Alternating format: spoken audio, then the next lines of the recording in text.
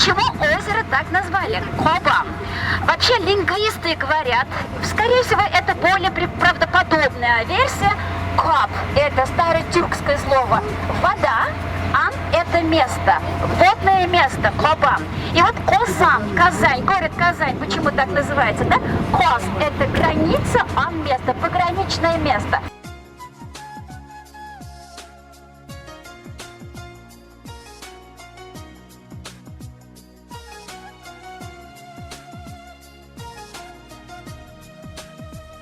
Казанское ханство основано в 15 веке.